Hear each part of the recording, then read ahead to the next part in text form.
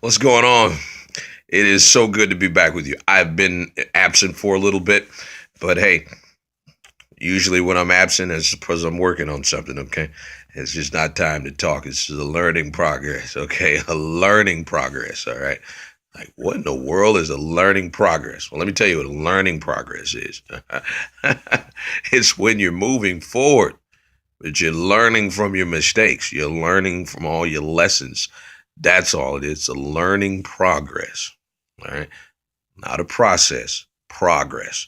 I'm on my way somewhere. Okay. I think sometimes we think about process, we put ourselves behind. All right. But anyway, let me talk about some of the things that I've learned. First of all, really want to talk about the this powerful thing called assuming the self. Let's talk about assuming self for a minute. When you build impulse with your impulse factors, that's your Fuji, your sense of urgency, your greed factor, and also your indifference. And if you don't know what those are, look them up, find out what they are. Okay, so this will make sense to you. But when you're building your five steps, and you're building the impulse, right, and then you're including the those impulse factors, you're setting a person up, right? They're excited about the product. Okay, they've already made a decision. The assume to sell is so key, and I'll tell you why.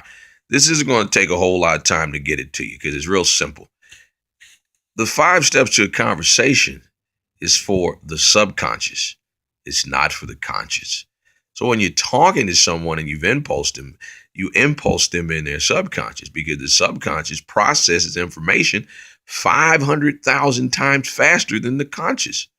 I know, right? So you're waiting on their lips to tell you no or waiting on the lips to tell you yes when it's already said it in their subconscious mind. Now, how do I know this? Okay, I'll tell you how. All right. There's this research that was done back in 1997. You should Google it. There was a guy, I think his name was Bashara, Antoine Bashara, 1997.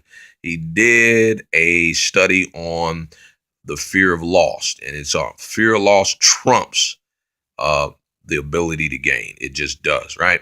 So they took these decks of cards. They had four decks of cards. They had uh, deck A and B, and then they had deck C and D in front of these people, right? They tied the people up to some sensory scans so you can kind of feel what they were thinking and how they were feeling, right?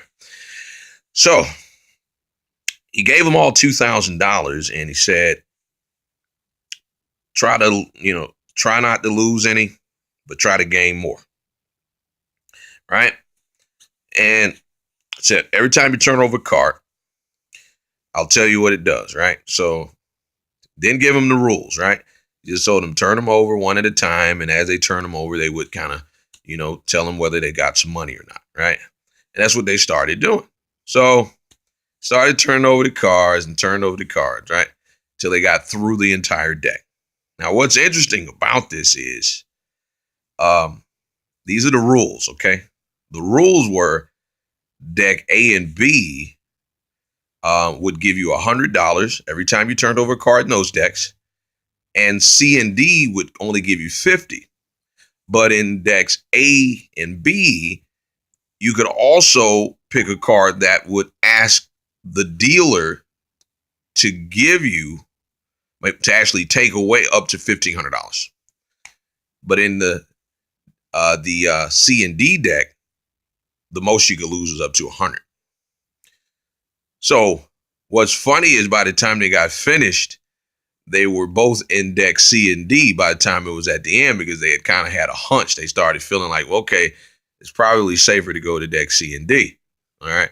But the funny thing about it is their sensories had already decided that decks A and B were a problem long before they actually consciously figured it out. So their subconscious mind had already said, stay away from that. That's a dangerous, dangerous set of cards. And it would feel it even when they would reach for it. But everybody started off in decks A and B, but by the time they were finished, they got the C and D. So what it says is because the sensory already had figured out that hey, A and B is dangerous long before they consciously had made that decision. So what that means is Our subconscious is a lot quicker than I think we give we give ourselves the ability to accept. We think when we say I'm thinking about something, I'm processing something, like we're smarter. But the truth of it is, all you're doing is questioning what you're already good at. That's why you say stuff like, I should have followed my first mind. So when you're closing people, you need to assume the sell, because if you don't assume the sell, their conscious mind is going to talk them out of what the subconscious already decided it wanted to do. So if the subconscious decided it was a yes, the conscious is only going to analyze. It's going to, that's all it can do. Talk it out of. It's going to think about ways to avoid trouble. Like, you don't need that. You don't need that. You don't need that. When instead you should just say, all right, so when you take these home, make sure you do this. Make me that promise. All right. Hey, thank you. Take these up to the register. Here you go. That's all you need to do, because they've already made the decision and you're sitting there waiting on their mouth to confirm what their subconscious has already said. Get that yes in that subconscious and assume that sale. Quit playing with yourself, okay? You're stealing money. All right. And if you live this in your life, you'll understand that a lot of people are thinking about it because they're in conflict with what the subconscious has already told them it wanted to do. It's already scanned the room. It's already figured it out. It's really a lot smarter than you think. All right. Trust that subconscious sometimes. It probably can make decisions a lot better than you, and it'll probably save you a lot more time. All right. Take it easy. Peace.